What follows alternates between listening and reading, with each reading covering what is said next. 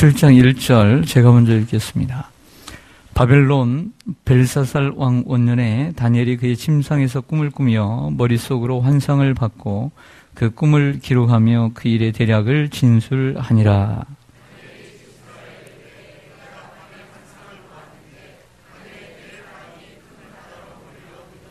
큰 짐승 넷이 바다에서 나왔는데 그 모양이 각각 다르더라.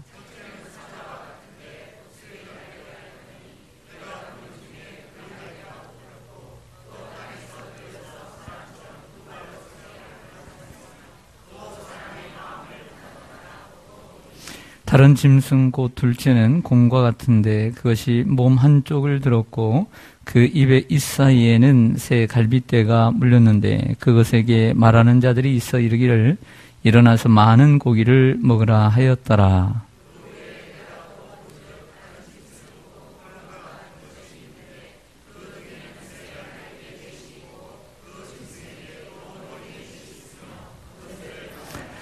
내가 밤 환상 가운데 그 다음에 본 넷째 짐승은 무섭고 놀라우며 또 매우 강하며 또 쇠로 된 큰 이가 있어서 먹고 부서뜨리고 그 나머지를 발로 밟았으며 이 짐승은 전에 모든 짐승과 다르고 또 10뿔이 있더라.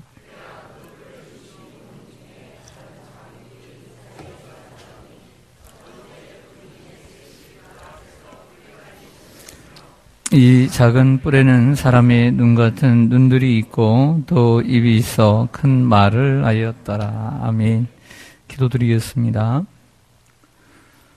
아버지 하나님, 한 주간 동안 우리 성도님들을 붙잡아 주시고 인도해 주심을 감사드립니다.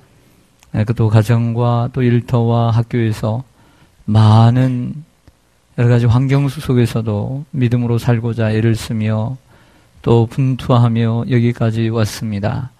혹이라도 이 선한 싸움을 싸우며 영적인 전쟁 가운데 살아오다가 지쳐있는 이들에게는 아버지 하나님 충전소처럼 주님의 힘을 허락하여 주시옵시고, 아버지 하나님 혹이라도 여기저기 하나님 상하고 찢긴 심령에게는 병원처럼 하나님께서 주님 싸매어 주시기를 원합니다. 오늘 주님의 말씀을 들을 때에 하나님 다니엘이 보았던 환상처럼 우리도 주의 환상을 보게 하시고 꿈을 꾸게 하여 주시옵소서. 예수님의 이름으로 기도드리옵나이다. 아멘. 할렐루야. 네, 우리 앞에 옆에 대해 서로 인사하겠습니다. 반갑습니다. 사랑합니다. 축복합니다. 네. 다니엘은 총 12장으로 되어 있습니다. 그런데 이 다니엘은 1장에서 6장까지가 바로 전반부이고, 그리고 오늘 시작하는 이 7장부터 12장까지가 후반부로 되어 있습니다. 지금까지 우리가 앞에서 살펴봤듯이 전반부는 이야기 형식으로, 스토리 형식으로 되어 있어서 내용이 쉽습니다. 이해하기도 쉽고 그리고 듣기도 편합니다. 하지만 이 7장부터는 이러한 다니엘의 스토리로 되어 있는 것이 아니라 다니엘이 본 환상으로 되어 있습니다. 꿈 혹은 이상, 환상, 같은 말인데 그 이상과 꿈이 있는데 여기에 단어들은 상징적이고 그리고 묵시적인 단어들로 되어 있어요. 그러다 보니까 이 성경의 말씀을 이해하기가 쉽지가 않습니다.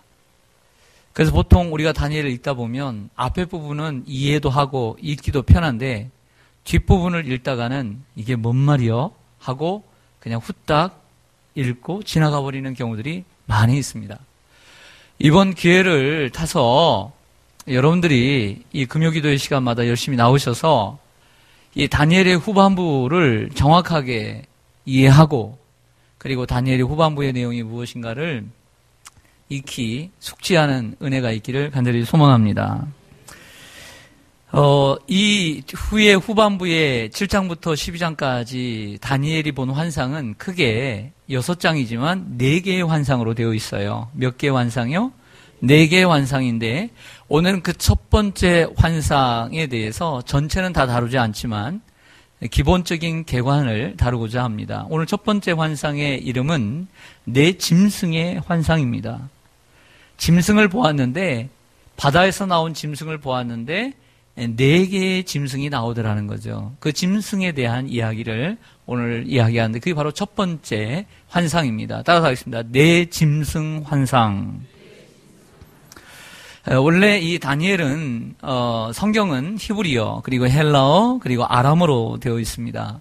아람어가 곳곳에 기록되어 있는데 오늘 1장부터 2장 4절 상반절까지는 히브리어로 쓰여 있고요. 2장 4절 하반절부터 7장까지는 아람어로 되어 있습니다. 그리고 8장부터 12장까지는 다시 히브리어로 되어 있습니다.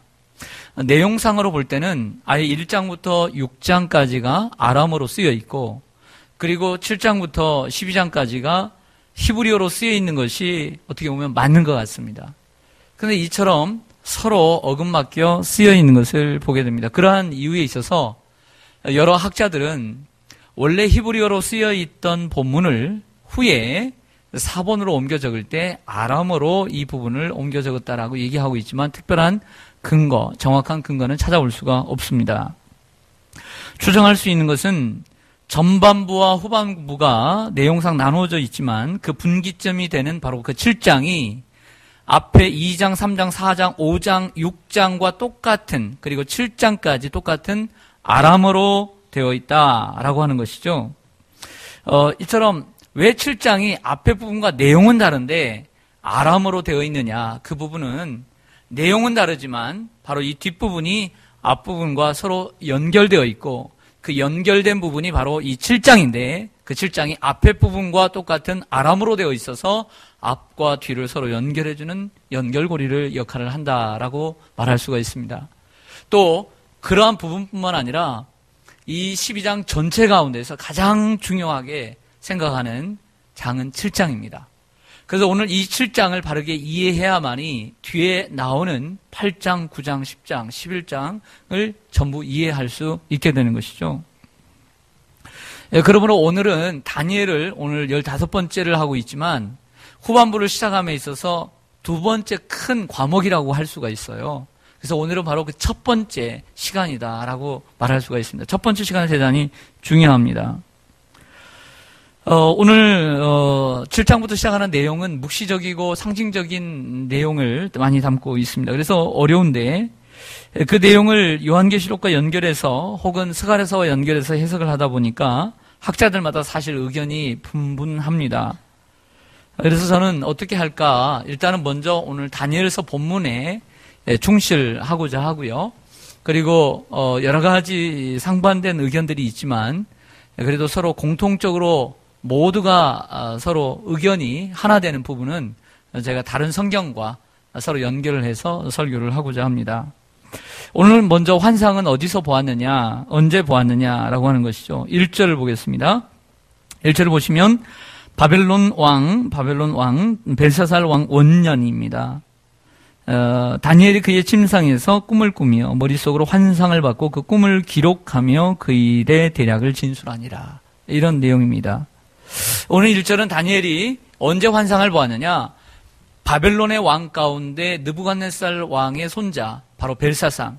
이 벨사살은 우리가 5장에서 1000명의 귀족들을 초대해서 그들을 위해서 예루살렘 성전에서 가져온 그릇들을 가지고 술잔을 이용해서 잔치를 벌이다가 손만 나와서 저 건너편 벽에다가 잘 보이도록 메네메네 대겔 우바르신이라고 쓰지 않습니까? 다니엘이 읽고 해석하잖아요.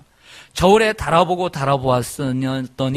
부족함이 보였다. 그리고 그날에 그 밤에 메대와 바사의 연합군이 쳐들어와서 오늘 벨사살 왕을 죽이고 이 바벨론을 정복하고 말았습니다.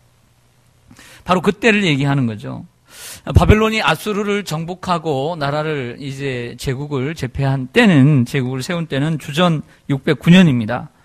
메대와 바사의 연합군에 의해 멸망당한 때가 539년이니까 609년에서 539년 그 사이가 바로 포로, 우리 이스라엘의 포로 시기이고요. 그리고 벨사살 왕 원년은 주전 556년에서 550년 사이로 추정할 수가 있습니다.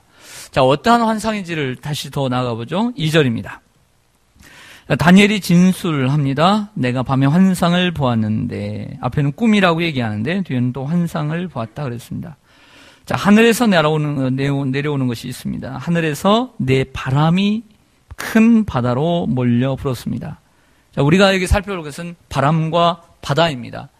다 바시로 시작합니다. 따라하겠습니다. 바람, 바다. 자, 바람은 어디서 불었냐면, 바람은 저 하늘에서 불었다 그랬어요. 하늘에서 바람이 부는데 그 바람이 4개의 바람이다 그랬어요. 이 바람은 하나님께서 부신 바람입니다. 하나님이 일으키신 바람이에요. 하나님께서. 내 바람이라는 것은 사방에서 불어온 바람이다. 이렇게 해석할 수가 있습니다. 그런데 그 바람이 어디로 몰려갔냐면 큰 바다로 몰려갔어요.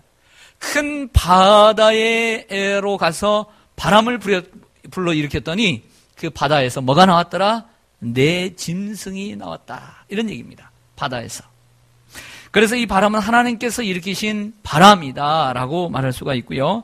바다는 하나님의 피조 세계입니다. 하나님께서 만드신 피조물인데 성경은 특별히 묵시문학에 있어서 바다는 긍정적으로 나오지 않고 모든 대부분이 부정적으로 되어 있습니다. 부정적으로. 그래서 요한계시록 13장 1절에 보면 요한이 환상을 볼 때 내가 보니 바다에서 한 짐승이 나오는데 뿔이 10이요 머리가 7이라. 10뿔 7머리 짐승이 나올 때 어디서 나오냐면 바다에서 나왔다 그랬어요. 그러므로 이 바다는 좋은 곳이 아니라 나쁜 곳이에요. 일명 그것을 가리켜서 우리가 세상이다라고 말하는 것입니다. 오늘 본문 3절에도 보면 3절 보겠습니다. 3절을 보시면 큰 짐승 4이 어디에서 나왔어요? 바다에서 나왔습니다. 그 모양이 각각 다르더라라고 했습니다. 자, 이 4 짐승을 설명을 할게요. 자, 첫 번째 짐승은 뭐라고 했죠? 사자입니다. 사자다라고 했습니다. 그냥 이렇게 생각하면 돼요. 큰 짐승부터 아주 사나운 짐승부터 작은 짐승으로 내려오면 됩니다. 그 사자입니다. 두 번째 짐승을 후에 나왔어요. 뭐예요? 곰입니다. 곰. 세 번째 짐승은요? 표범입니다. 표범. 그리고 네 번째 짐승은 짐승의 이름이 나와 있진 않아요. 그러나 사나운 짐승이에요. 그 사나운 짐승은 머리에 10뿔이 났습니다. 뿔이 10개예요. 뿔이 10개. 그래서 10뿔 가진 짐승이다. 이렇게 이름을 제가 하고 싶어요. 네. 그래서 사자가 나오고 곰이 나오고 표범이 나오고 그 다음에 10뿔 가진 짐승이 나왔습니다. 자, 이 짐승들은 어디와 연결을 해야 되냐면 다니엘서 2장에 바벨론의 왕 느부갓네살 왕이 본 꿈에 나타난 신상 생각나시죠? 그림도 한번 보여드렸죠? 그 신상과 서로 연결을 하고 매치를 시켜야 합니다. 다시 한번 신상 설명드릴게요. 큰 금 신상을 보았는데 그 머리는 뭘로 되어 있어요? 금으로 되어 있습니다. 황금으로. 그리고 가슴과 팔은 은으로 되어 있습니다. 그리고 이 배와 이 넓적다리, 허벅지는 뭘로 되어 있어요? 동으로 되어 있습니다. 그리고 종아리는 철로 되어 있죠. 쇠로 되어 있고. 그리고 발은 흙과 그리고 철이 서로 섞여 있는데 뜨인 돌이 나와서 그 발을 치니까 전체가 와르르 무너지더라. 제가 설명을 해드렸습니다. 이 금은 바로 이 시대에 꿈을 꾸었던 바벨론 그리고 느부갓네살 왕을 가리키는 것입니다. 그리고 이 가슴과 이 팔은 그 다음에 일어나는 메대와 바사라고 하는 나라를 가리키는 것이죠. 그리고 세 번째, 이 배와 넓적다리, 동으로 된 배와 넓적다리는 그 다음에 일어난 그리스 헬라 제국을 상징합니다. 그리고 이 종아리, 철로 된 이 종아리는 로마 제국을 가리키고요. 그리고 철과 흙으로 함께 섞여 있는 바로 그 부분은 바로 그 다음에 이루어지는 바로 적그리스도라고 할 수가 있습니다. 자, 그러면 서로 연결해 볼게요. 머리인 이 정금으로 되어 있는, 황금으로 되어 있는 이 바벨론은 바벨론이죠. 느부갓네살 왕이 바로 사자예요. 사자를 가리키는 거예요. 사자를 가리키는 것입니다. 그리고 이 가슴의 이 부분 메대와 바사는 바로 곰을 가리키는 거예요. 곰을 두 번째 짐승. 그리고 이 배와 넓적다리 여기 바로 헬라 알렉산더 대왕은 바로 이 세 번째 빠른 표범을 가리키는 것입니다. 그리고 이 종아리에 있는 이 철은 바로 여기 나오는 로마, 즉 열불 가진 짐승을 가리키는 거죠. 로마를 가리킵니다. 오늘 설교가 어려운데 이미 포기하신 분들이 3분 계신데 이미 포기하신 분이 3분 계신데 그러면 안 돼요.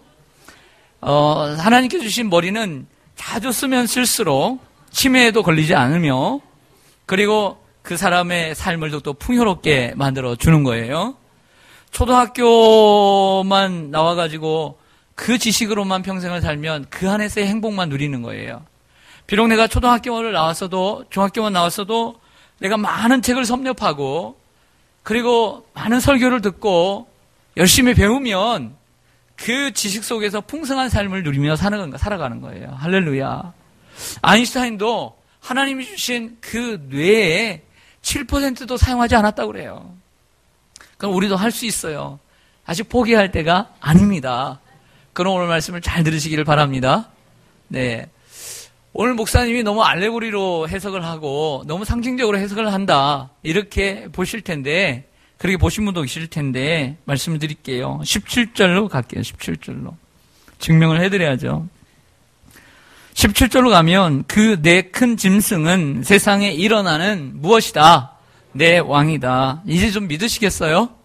믿으시겠어요? 네. 자, 그럼 하나하나부터 설명을 하겠습니다. 첫 번째 짐승 사자를 봅니다. 사절을 보시겠습니다. 사절. 사자니까 사절에 나오죠? 네. 첫째는 사자와 같은데 독수리의 날개를 가졌어요, 사자가. 내가 보는 중에 자세히 봤더니 그 날개가 그런데 뽑혔어요. 또 땅에서 들려서 사람처럼 두 발로 서게 함을 받았어요. 사람처럼 사자가 서요. 또 사람의 마음을 받았더라. 절 보시죠. 이 첫 번째 사자는 누구를 가리킨다? 바벨론과 느부갓네살 왕을 가리킨다는 것입니다. 사자입니다. 짐승 중에 왕입니다. 그런데 이 사자가 아마존에만 사는 것이 아니라 날개를 달았단 말이에요. 사자가 날개를 달았으니 세상에 정복하지 못할 나라가 어디 있겠느냐 말이죠. 그만큼 강한 나라가 되었다라는 것을 상징적으로 보여줍니다. 그런데 이러한 나라가 날개가 뽑혔어요. 날개가 뽑혔어요. 날개가 뽑혔다는 것은 우리가 익히 배웠듯이 이게 사람이 많이 들어야 돼요. 앞에서. 느부갓네살 왕이 7년 동안 짐승처럼 하늘의 이슬을 맞고 미쳐버립니다. 바로 이것을 얘기하는 것입니다. 미쳤다. 그런데 그가 사람처럼 두 발로 서고 또 사람의 마음을 가졌다라고 하는 것은 사자처럼 무서운 이러한 야만적이고 야성적인 것을 가지고도 있지만 한쪽으로는 인간적인 모습도 있다. 그럴 수 있잖아요.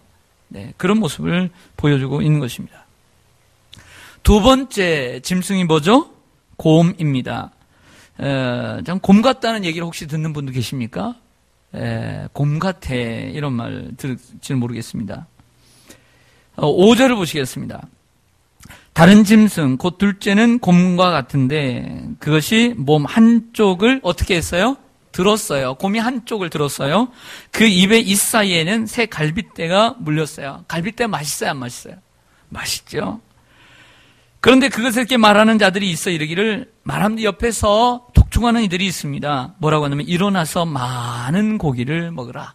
계속해서 더 많은 고기를 먹으라. 이렇게 얘기하는 사람들이 있었다는 것이죠.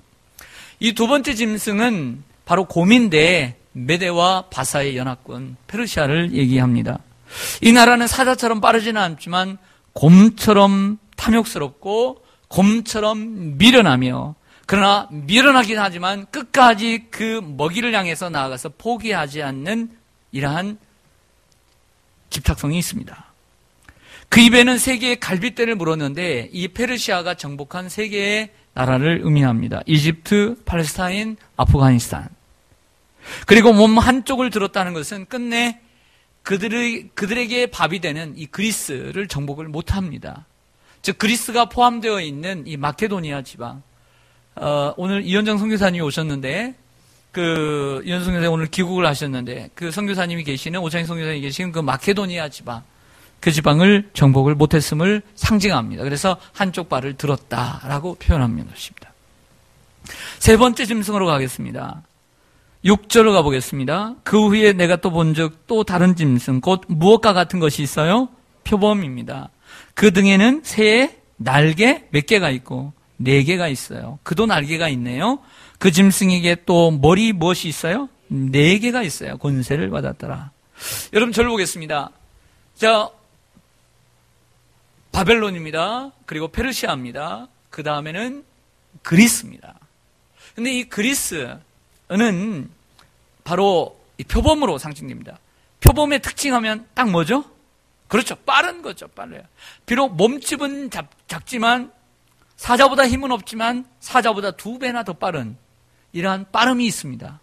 그런데 그 빠른 표범이 날개 넷을 달았으니 더 빠를까요? 덜 빠를까요? 얼마나 빠르겠어요? 4배속으로 다르니까. 비록 몸집은 작지만 전 세계를 빠른 시일 안에 정복한 알렉산더를 얘기합니다. 20살의 약관의 나이에 왕이 된 알렉산더가 32살의 나이에 안타깝게 인도를 점령하다가 백성들의 반대에 부딪히고 그리고 말라리아라고 하는 열병에 의해서 32살에 세상을 떠나고 말아요. 하지만 그 빠른 시간 안에 알렉산더가 큰 꿈과 야망을 가지고 세계를 정복해 갑니다. 이처럼 표범처럼 빠르게 세계를 정복한 사람이 바로 알렉산더라는 거죠. 그러나 이렇게 갑작스레 독살로 죽었다는 얘기도 있고 말라리아로 죽었다는 얘기도 있는데 너무 일찍 죽다 보니까 문제가 생겼습니다. 그 나라가 어떻게 되겠냐. 그래서 그 나라가 신하 4명에 의해서 4등분됩니다. 그래서 오늘 그 6절을 보시면 그 짐승에게 또 머리 4이 있다 그랬어요. 넷이 있다는 것은 알렉산더가 죽고 4개로 4등분되어서 이 헬라 제국이 나가게 됩니다. 바로 그것은 당연히 그리스, 즉 마케도니아 지방, 그리고 유럽, 그리고 또 아시아, 그리고 또 인도의 일부뿐만 아니라 시리아, 여러 가지 이렇게 마케도니아, 시리아, 그리고 이집트, 그리고 이 오른쪽으로 가서 메소포타미아 쪽 이렇게 4개로 나눠지게 됩니다. 여기서 나눠진 이 시리아나 이집트에서 유명한 왕조가 탄생하게 됩니다. 네 번째 짐승으로 가보겠습니다. 7절과 8절이죠. 7절과 8절입니다. 내가 밤 환상 가운데에 그 다음에 본 넷째 짐승은 무섭고 놀라우며 또 매우 강하며 또 쇠로 된 큰 이가 있어요. 여러분들 이가 뭘로 되어 있다고요? 쇠로 되어 있어요. 쇠는 다른 말로 뭐예요? 철이죠. 아까 좀 전에 제가 이 바벨론 느부갓네살 왕이 본 환상 가운데 철로 된 부분이 있다고 그랬죠. 바로 어디예요? 예, 밑에 정강이죠. 어느 나라예요? 로마죠. 로마. 요즘 그 CF를 봤더니 아주 자주 나오는 CF가 있더라고요. 현대카드인가? 내린다고. 이해하니까 이게 금리가 보이더라고요. 요즘 CF 안 보세요? 요즘 현대카드, 예. 예, 농담이고요. 자, 여러분 기억하라고. 바로 그 이가 뭘로 되어 있냐면 모두가 철로 되어 있어요. 그러니까 얼마나 물면 다 먹히게 되어 있는 거죠. 그만큼 강대국이 바로 누구냐? 바로 로마다라고 하는 것입니다. 여러분들 역사를 살펴볼 때 그렇습니다. 페르시아가 정복하지 못한 땅은 그리스입니다. 그래서 그리스에게 먹힌 거예요. 그리스 또한 정복하지 못한 땅이 로마입니다. 그래서 로마에게 먹힌 거예요. 이렇게 물고 물리는 것을 여러분들이 생각하시면 되겠습니다. 근데 이 로마는 지중해를 손에 넣었고 그리스와 팔레스타인, 이집트까지 손에 넣은 강대국이었습니다. 그리고 로마가 로마 되게 한 최고의 왕은 율리어스 시저죠. 율리우스 시저가 로마를 로마되게 했습니다. 그리고 이 율리우스 시저가 죽고 난 후에 바로 아우구스투스 시저라고 하는, 오늘 누가복음 2장 1절에 나오는 가이사 아구스토라고 하는 이 황제가 모든 인구조사를 하게 돼요. 그때 예수님이 탄생을 하시게 됩니다. 예수님이 탄생했을 때의 왕이 바로 아구스토 시저입니다. 성경에는 가이사 아구스토 이렇게 번역이 되어 있죠. 근데 이 로마에는 10뿔이 있다고 그랬습니다. 10뿔. 10뿔은 10왕을 의미합니다. 10왕. 조금 후에 나오는데. 근데 문제는 이 로마 제국보다 더 중요한 사건이 있어요. 그것은 뭐냐면 바로 8절입니다. 그 10뿔이 있는데 그 뿔 중에 작은 뿔이 하나 올라오게 됩니다. 근데 작은 뿔이 올라오는데 얼마나 컸는지 그 10뿔 가운데 3개의 뿔이 뿌리채 뽑혀버려요. 그 정도로 강력한 하나의 작은 뿔이 올라오게 됩니다. 맞죠? 예, 8절에 그렇게 말하고 있습니다. 우리 성경 24절을 좀 보실까요? 24절. 7장 전체가, 오늘은 제가 8절까지만 제가 설교를 하는데 나중에 한 번 더 7장을 한 번 더 하도록 하겠습니다. 그래서 완성을 짓도록 하는데요.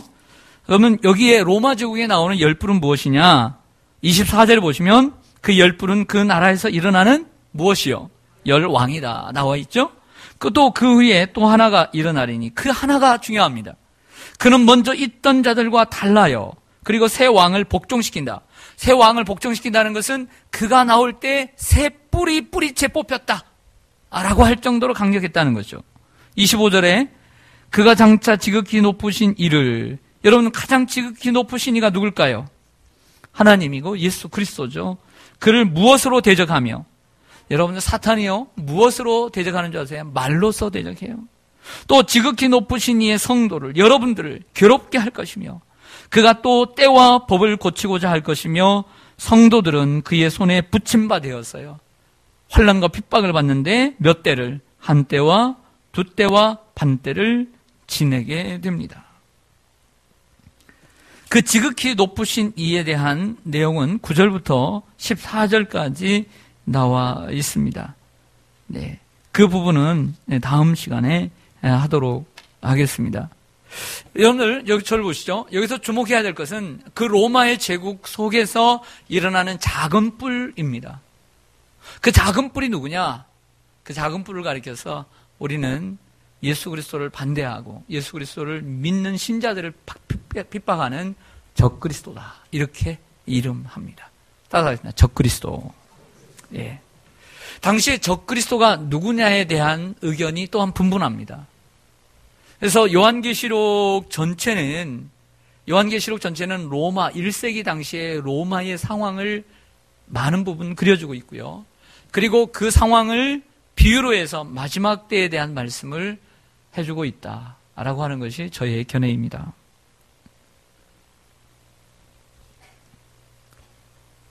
이 작은 뿔 짐승은 그리스도인들을 한 때와 두 때와 그리고 반 때, 세 때 반을 다스리고 그리고 핍박할 권세를 가졌다. 하나님 그 권세를 주세요. 그러면 한 때는 뭐냐? 한 때는 1년입니다. 그리고 두 때는 2년입니다. 반 때는 반년입니다. 그래서 모두 다 3년 반이 되는 것이죠. 이 3년 반을 합하면 42개월이 됩니다. 42개월.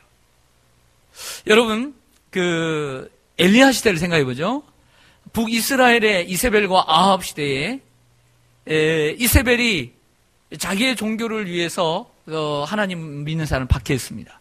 그래서 엘리야도 그리 시내가에 숨고, 그리고 비가 오지 않았죠. 그 비가 오지 않은 때에 마음껏 박해를 했습니다. 그때가 몇 년이죠? 3년 반입니다. 바로 그때를 얘기하는 거죠. 이처럼 3년 반 동안 성도들을 고통스럽게 할 것이다 라고 말하고 있습니다. 그러나 그 시기는 오랜 시기인 것이 아니라 정한 시기이다. 오늘 본문 12절을 보겠습니다. 12절에 보면 그 남은 짐승들은 그의 권세를 빼앗겼으나 그 생명은 보존되어 무슨 시기가 이르기를, 정한 시기가 이르기를 기다리게 되었더라. 내가 또 밤 환상 중에 보니 인자 같은 이가 하늘 구름을 타고 와서 옛적부터 항상 계신 이에게 나아가 그 앞으로 인도되었다 라고 말씀을 하고 있습니다. 자, 여기서 우리가 그럼에도 불구하고 세상 나라가 이처럼 강하더라도 결국에는 한시적인 것을 보여주고 또 하나님의 심판 아래 이 나라들이 존재함을 보여주고 있습니다. 그러한 부분들은 다음 시간에 함께 나누도록 하겠습니다. 자, 말씀을 정리하겠습니다. 오늘 이러한 말씀 앞에 우리가 삶을 어떻게 적용할 것인가 라고 하는 것이죠. 바로 그것은 다니엘이 환상을 보았을 때 이 환상을 보고서 그냥 넘기느냐 아니면 그 환상을 알려고 얼마나 노력했느냐는 거죠. 노력했다는 것이죠. 얼마나 노력했을까요? 오늘 말씀 15절을 보겠습니다. 15절 16절 나 다니엘이 자 여기서는 이제 나로 나옵니다. 나 다니엘이 그 중심에 근심하며 내 머릿속에 환상이 나를 번민하게 한지라. 내가 그 곁에 모셔선 자들 중 하나에게 나아가서 이 모든 일의 진상을 물었어요. 그가 내게 말하여 그 일의 해석을 알려주며 말했다라고 하는 것이죠. 여러분 신앙생활은 무엇이냐? 신앙생활은 하나님의 말씀을 배우는 거예요. 그리고 하나님의 말씀을 이해하는 것입니다. 할렐루야. 세상에서는 많은 정말 귀를 아주 즐겁게 해주는 얘기들이 세상에는 얼마든지 제가 아니더라도 교회가 아니더라도 얼마든지 많이 있습니다. 그러나 하나님의 말씀은 바로 교회 안에서만 온전히 들을 수가 있는 것이죠. 할렐루야. 신앙생활을 바르게 하기 위해서는 하나님 말씀 중심의 삶을 살아야 합니다.